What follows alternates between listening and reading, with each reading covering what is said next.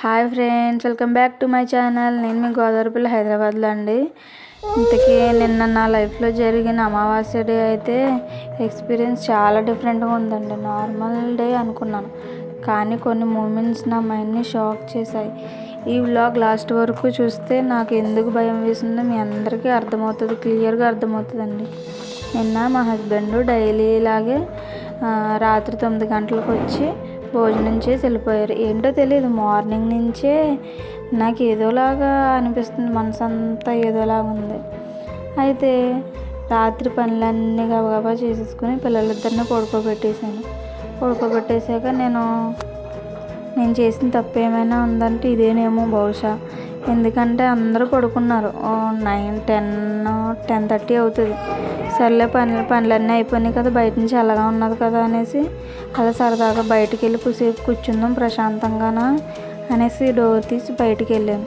బయటికి వెళ్తే అంత చీకటిగా ఉన్న డైలీ నార్మల్గా కూర్చుంటాను ఒక 5 minutes అలాగని చెప్పేసి వెళ్ళి కూర్చుంటే సడన్గా వచ్చిందమ్మ ఉరుములు. ఎక్కడి నుంచి వచ్చినాయి సడన్గా ఉరుములు.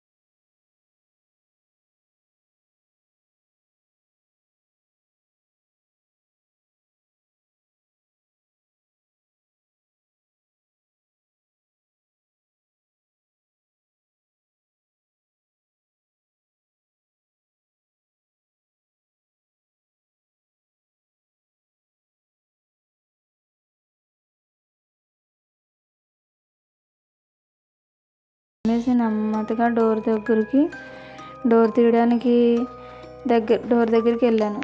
డోర్ దగ్గరికి వచ్చాక ఇంతకీ ఎవరు అనేసి అన్నాను ధైర్యంగా. అంటే అప్పుడు నేను డోర్ తీయని అన్నారు మా హస్బెండ్. నిజంగా ఏడ్చేసి మా హస్బెండ్ని పట్టేసుకొని ఏడ్చేసాను. ఎందుకు ఏడ్చావంటే, నాకు ఇవాళ ఏంటో భయంగా ఉన్నదండి, ఎక్కడ చూసినా భయం వేసింది, మీకు చెప్పాను కదా ఫోన్ చేయమని, నా భయానికి తగ్గట్టు మళ్ళీ డోర్ కొట్టారు ఎందుకు మీరు అనేసి నిజంగా ఏడుపు వచ్చేసి తిడుతున్నాను. అప్పుడు ఇంతకీ ఏమైందంటే తన మొబైల్ స్విచ్ ఆఫ్ అయిపోయిందంట.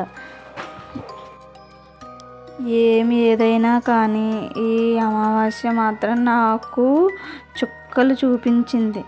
అమ్మ బాబోయ్, మీకు కూడా ఇలాంటి అమావాస్య కానీ ఇలాంటి విషయాలు ఎప్పుడైనా జరిగితే కామెంట్ చేయండి please. Please subscribe to my channel, friends.